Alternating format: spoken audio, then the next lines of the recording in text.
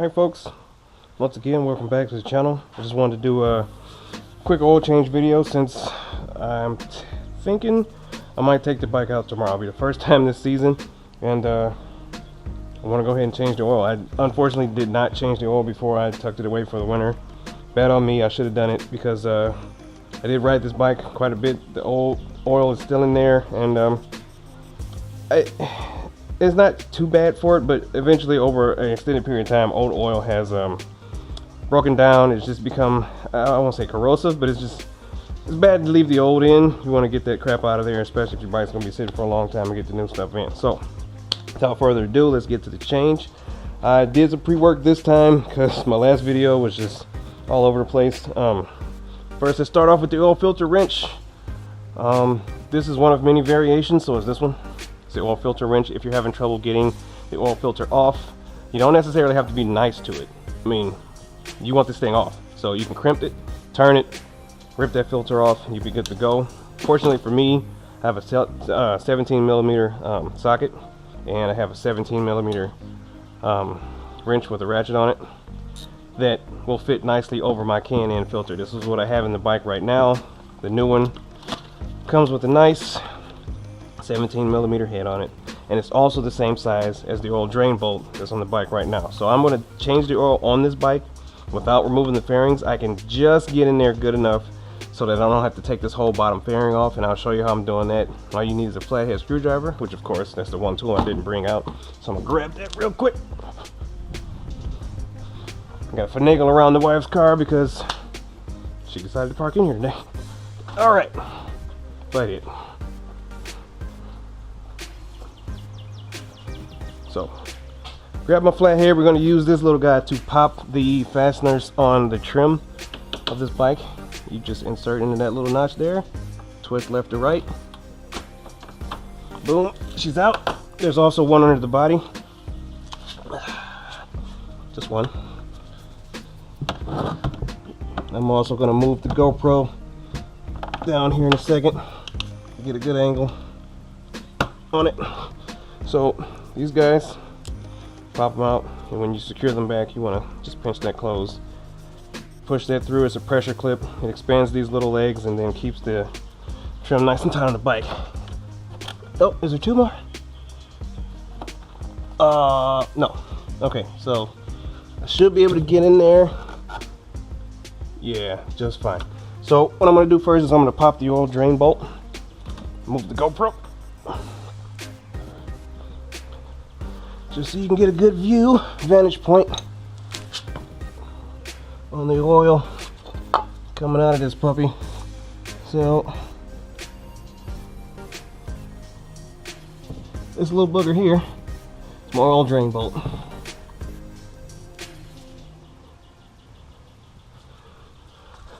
I'm gonna lefty-loosey this baby,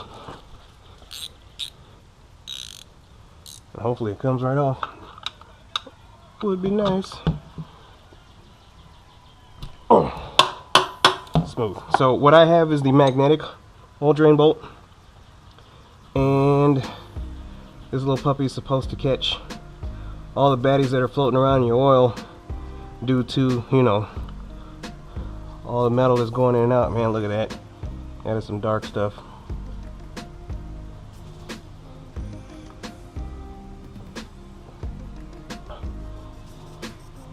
So we'll go ahead and open. Put that over here. Go ahead and open the oil fill valve. This should change the amount of oil that's coming out now. It's called equal fluid exchange, or some fancy physics term. Now, if there's good air going in, this stuff should flow out a lot smoother. Also gives me a chance to take a look at the little O-ring here, gasket part of the cap, which I'm going to clean off. You also want to have shop rag around, just because some brake clean works almost on everything.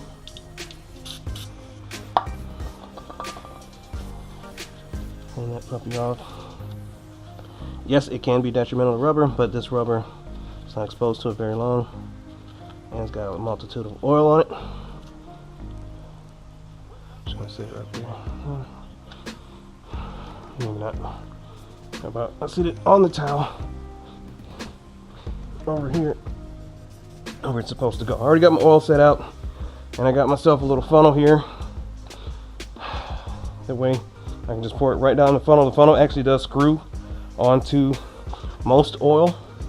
It's a little bit bigger than that one right now, but if I had my other normal oil that I use, which is Mobile One, I got a big round nozzle on there that you can screw that onto. So we're just gonna get this baby a little bit time to drain here. Once I'm satisfied, I'm gonna let it sit for a minute because I have the time. I don't have to rush this oil change. I'm gonna let the maximum amount of oil get on out of there, and I'm gonna change the filter. So actually, let's take a look at the tip of my magnetic drain oil plug. You can catch that on a GoPro. That guy actually has deposits on it. You can see that right there. That's metal. Those are metal shavings. They're stuck to the magnetic part of this little I guess you want to call it a nipple on this oil plug. That's pretty sweet. So this is basically keeping all those little baddies from recirculating inside the engine. Doesn't catch everything, but it does a pretty freaking good job so far. I mean, I'm actually surprised. I mean, it is a new bike, so it's got some very tight clearances inside there. So I'm gonna clean this off pretty good, and then I'm gonna rip off the oil filter. Okay guys, so I cleaned this little baby up pretty nicely. Look at that gold tip, nice and shiny. There was quite a few deposits on there. It was hard to actually get off. I mean, it is magnetic. There's still a tiny bit on there that I just can't get off with gloves and towel and everything. I just can't get these little things off, but I'm going to secure this back to the bike because I am happy with the result. And this thing is awesome. I highly suggest that you invest in one of them. I'll put a link to the one I got down below. Yeah, so let's secure this puppy. I'm going to take my 17mm socket. Got my torque wrench out already, set the specs. I believe this one is, let's take a look, see, 20 foot-pounds. And the reason, of course, is because the owner's manual said so, and also because of this little washer here. You don't want to damage this. When you take off your nut, you're supposed to inspect it, make sure there's no warping and no damage to it, because if this goes, there's a chance that you might get an unknown oil leak, and then you'll be pretty unhappy about your situation. We're going to get that in there, and then we're going to tighten it down until we hit a click on the torque wrench. Now I'm going to slide my oil pan under the oil filter, which I'm going to rip off in just a second. Let's get the GoPro close as we can. Hopefully it's catching some of this.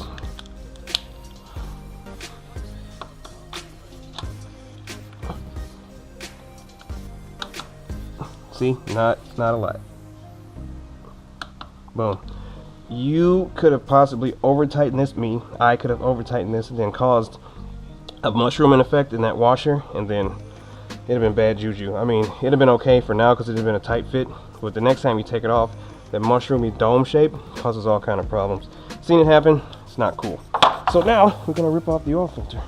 Hopefully I can get my wrench in there. I forget which side I do this on normally. So excuse my moving around. Oh, I found out what side I do it on. That sound you hear is the rubber gasket on the filter rubbing against its mount point on the motor, the oil pan. This guy's also got quite a bit of oil in it. As you can see. Oh, look at that.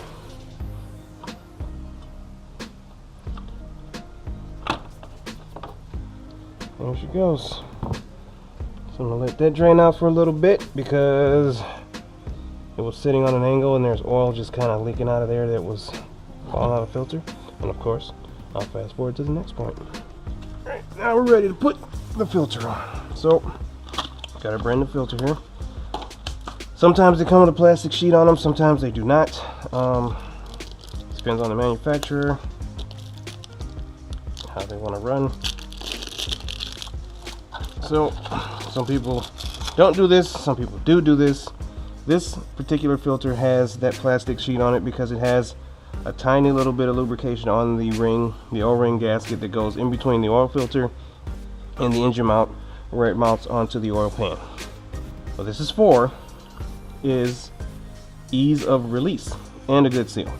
So if this thing gets dry or stuck to that oil pan, it is a pain to get off, and that's why you might need one of these, because this little rubber gasket will stick, melt, adhere to the pan, and it is a pain to get off, and sometimes you have to scrape it. I've seen it happen. What the oil does is it acts as like a non-binding type release agent that allows you to just unscrew this thing, you know, as easy as possible when you're trying to get it off. Add a little bit to the lip here and you're good to go. This was already pre-done, so I can just screw this onto the bike and we'll be good to go. I did not know that, so I had prepared my oil, but I don't need it. So it's been draining for a bit. I let as much of the oil get out as I could, maximum release, and now I'm going to attach the filter and screw it on. Another technique is you can warm your bike up before changing your oil, or let the bike sit overnight. Some people like to let the bike sit overnight to let the oil settle. I'm confident in the fact that I have this magnetic oil drain plug to catch all the baddies that have been circulating in my bike. What happens is, it's kind of like if you ever used any kind of grease, you know, if you fry or cook, grease oil has deposits, and if you try to pour that oil out into a container, usually you get all the oil and then you get all the crap left in the bottom of the pan. So if you start the bike and let the bike run, it stirs up all those deposits and gets it circulating into the oil. That way when you drain the oil, they all go out with it. Like I said, I'm confident in my oil drain plug catching all that stuff over the time I've had the oil in the bike. So I did not do that. Have not started my bike yet. The first time I start my bike will be at the end of this oil change when I circulate the oil. So now I'm going to adjust the torque wrench to check the phone. Oil filter, 13 foot-pounds.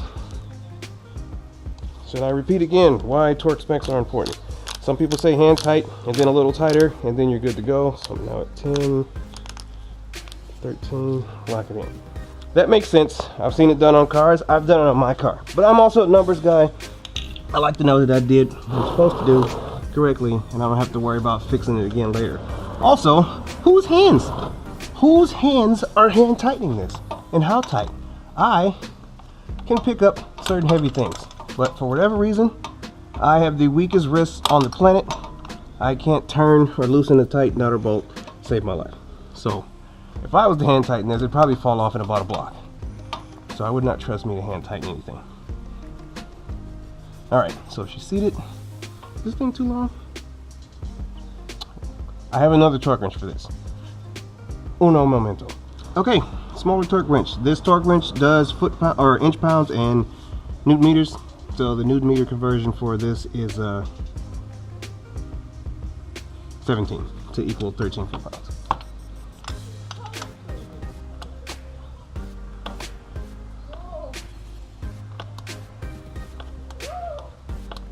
And there are random people outside my garage talking. I don't like it.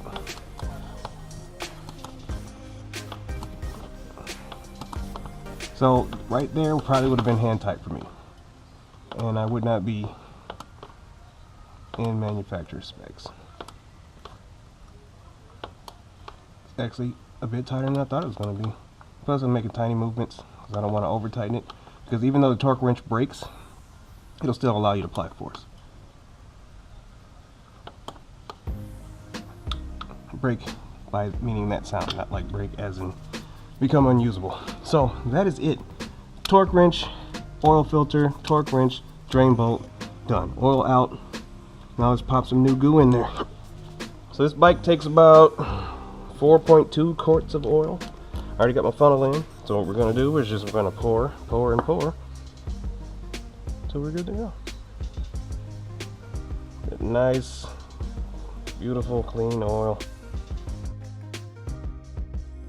Pour slowly so that the air inside the compartment has time to come out and not bubble your oil over. create a mess. Also, ask me how I know. This is 1, 2, 3, 4.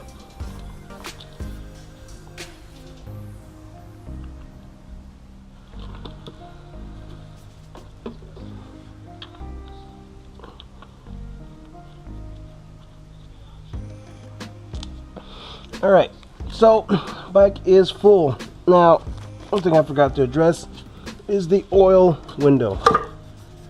As you can see right there, if you can see, hopefully, there is a very beautiful clear oil window with very beautiful brand new clean oil in there. There is a little remnants from the old oil, you can see it kind of mixing in, but you want to make sure that your oil level is anywhere between these two lines. If you have an oil window or if you have a dipstick, you want to go by, of course, the manufacturer's suggestion. Not even the suggestion, you should just do what they say and make sure the oil is at the proper level. Now, on a bike stand, the oil level is a little different than it would be on the ground. Even if it's on the ground, if the bike is unlevel, the oil level will look different. I know how my oil level is supposed to look on this bike, on and off the bike stand. I don't know why, the bike seems level to me, but it does change. So you have to compensate for that if that affects your bike that way. So let's start her up and let the oil circulate. First time I'm starting it. Thanks, trickle charger. Hopefully she starts right up. Oh yeah.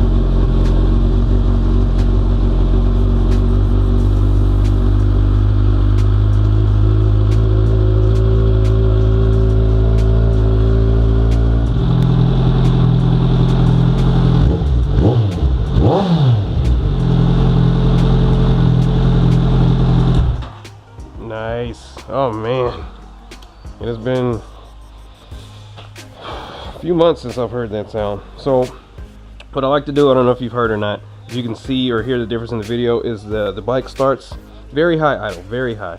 I like to let the oil circulate and you can hear an audible change in how the bike sounds while it's just idling.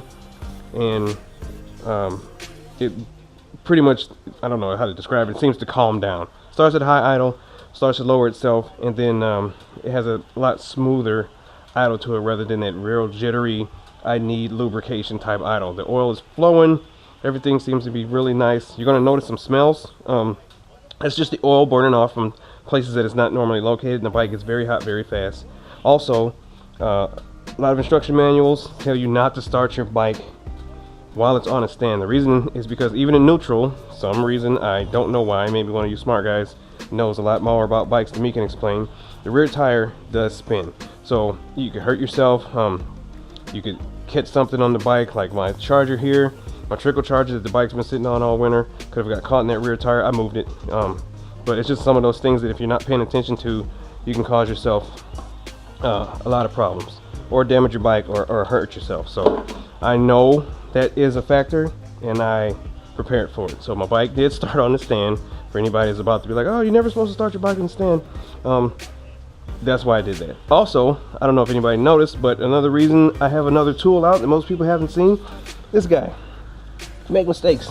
You miss the oil pan, you get new oil all over the place. So what I do, taught to me by another good friend of mine, is I keep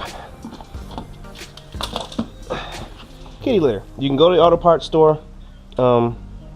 You can buy the oil clean stuff, which is basically kitty litter. It looks just like it, and it will soak up the oil. That way I don't have to try to sop it up with a towel or something. I just let that sit for a couple days, or actually a couple hours if I really wanted to. You know, grab a handful, pour it over there, make sure it's nice and covered, and I'm good. Then you can take your oil to pretty much any auto parts store. I know for a fact Advanced Auto Parts and AutoZone do take your used oil so you can properly dispose of it instead of pouring it down a drain or chucking it in a container and throwing it in the garbage. You'll be good to go. So that's it, guys. Man, this bike sounds so good to me. But oil's changed. I'm gonna pop those fasteners back in. You get the gist of that part. I'm not gonna film that. And she's good to go. This job, even with filming, is not a very long job. If I wasn't videoing this, it probably would have been done maybe 20 minutes, 30 minutes. given the fact that I let the oil drain for an extremely long time because I wanted to get the maximum amount of oil out. Not a hard job, but again, like I said, get the owner's manual, get a competent mechanic if you know one, and if you are at all intimidated by doing this job, don't do it. You don't have to do a job that you think you might screw up. Or you can try with somebody, and if you screw it up, you have somebody who you know can help you fix it. But if you're at all too intimidated to start, don't, because you don't want to mess your bike up and then feel bad because you only got yourself to blame. Once you get the skills, once you get the a more comfortable level with your bike, you can go ahead and attempt this stuff. But I feel like this is a very simple thing to do. I was taught this by a friend, and once I learned how to do it, I started venturing into more things. So it's just another one of those things that I decided to come out here and do it, decided to film it, and that's that. I don't know if you noticed my bike is dirty on almost every video. It's because something weird about me. I only like to do maintenance on my bike when it's already dirty, because I feel like I touch stuff, and if my bike's nice and clean, I don't want to screw it up. So if you notice that this is pretty dusty, it's because I haven't cleaned it off on purpose, just because once I clean it, I'm not doing anything to this bike. I'm not going to get oily fingerprints all over it, just because I want it to stay clean as long as possible. But that's just me. Thanks for watching, guys. Catch you later.